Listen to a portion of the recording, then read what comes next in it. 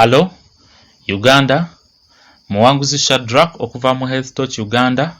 Olwaleero ngenda kuba njogera ku biki by'olina okukola okuyamba omuntu ewaka anywedde omwenge omungi ogusukka ku gwe yandyetaaze oba omubiri gwe gusobola containinga. Omanyira ku ki nti omuntu anywedde omwenge omungi ogusukkulumye, kye tuyita intoxication.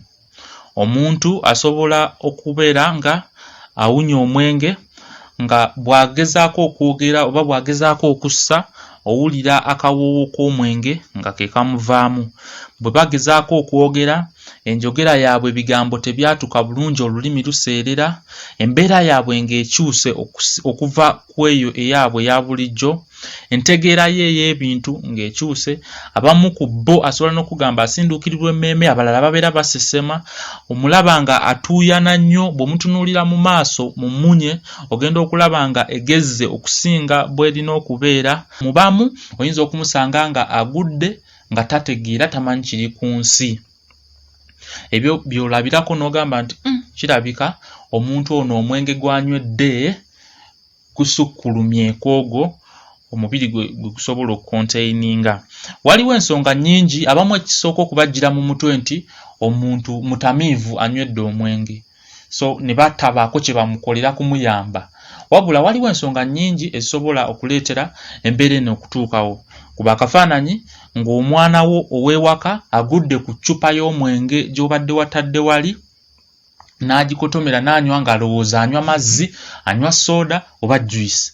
Ogenda okumusanga ali awo awejjawejja, byakola tabitegeera, awunya omwenge nga tomanyi kyakuzzaako. Abalala bubeera busungu, abalala babeera banyiikaavu ng'alina kye tuyita depression, abalala wabaawo ensonga nnyingi ezisobola okutuusa omuntu mu mbeera eyo. Kyova olaba olina okumanya ki ekyokkola okuyamba omuntu bw'aba ng'atuuse mu mbeera eyo, ate n'omanya ne biki newankubadde ebibadde bikolebwa nga naye si bituufu era ng'osaanidde okubyewala. So, omuntu bw'aba nga oli wa kumuyamba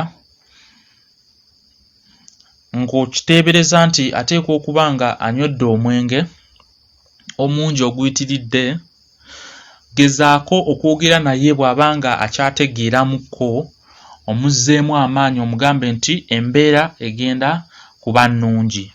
Abamu ku bo batera okunnyogoga, temperature oba ebbugumu lyabwe ne likka wansi, eky'obulabe ennyo.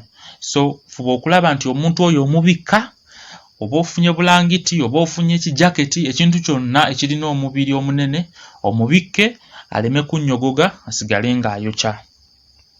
Ekyokubiri, omuntu oyo gw'osanze mu mbeera eyo, ebiseera ebisinga tutera ekifaananyi oba ebirowoozo byonna okubiteeka ku mwenge, okulowooza nti omwenge gwe gumutuusizza mu mbeera eyo, ne twerabira nti ayinza okubaako n'ebisago ebirala ebisukkuluma ku kuba nti atamidde butamiizi.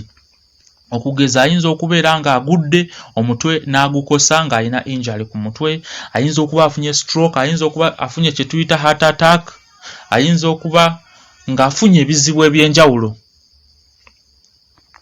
So bw'omukebera n'osanga nga omubiri gwe gulaga alina obukosefu obulala bw'afunye, ekyo kikuleetere okukozesa obwangu okumutwala mu ddwaliro eririraanyeewo asobole okufuna obujjanjabi obw'amangu. Nga bw'okyalinda obuyambi, osobola okugira ng'omutadde wansi ng'agalamidde ku ludda oba ku mukono gwe ogwa kkono.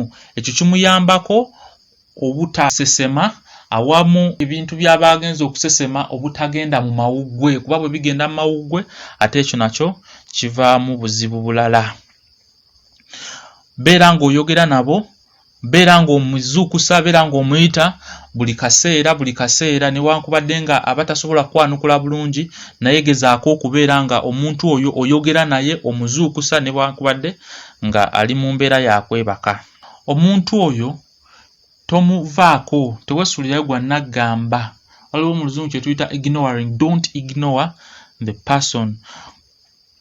Newankubadde ng'olowooza nti kimugwanidde, newankubadde olowooza kasita ye yagwegulidde bambi, akaseera ako aba yeetaaga obuyambi, fuba okulaba nti tomuvaako ate teweeraliikirira kye tuyita okupanikinga n'okubagana newankubadde nga byokola olabanga embeera eyongera okuba obubi, tokubagana, topanikinga. Omuntu tomunaaza mazzi gannyogoga kuba ekyekanga ekyo olw'amazzi agannyogoga kisobola okumuleetera ate okuzirika n'abeera nga tategeera na kiri ku nsi. Omuntu atategeera, omuntu atamidde omwenge togezaako kumuwa byakulya oba byakunywa. Ebyo biyinza okumutuga, ayinza okusesema, biyinza okugenda mu mawuggwe ate ne kireeta obuzibu obulala. Tomuvaako okutuuka nga ofunye obuyambi obumutwala mu ddwaliro eririraanyeewo. Ebyo bye bimu ku bintu by'osaanye okwewala awamu ne bye nasoose okwogera by'osobola okukola okuyamba omuntu ali mu mbeera eyo. Muwanguzi Shadrack, Health Touch Uganda, follow the light.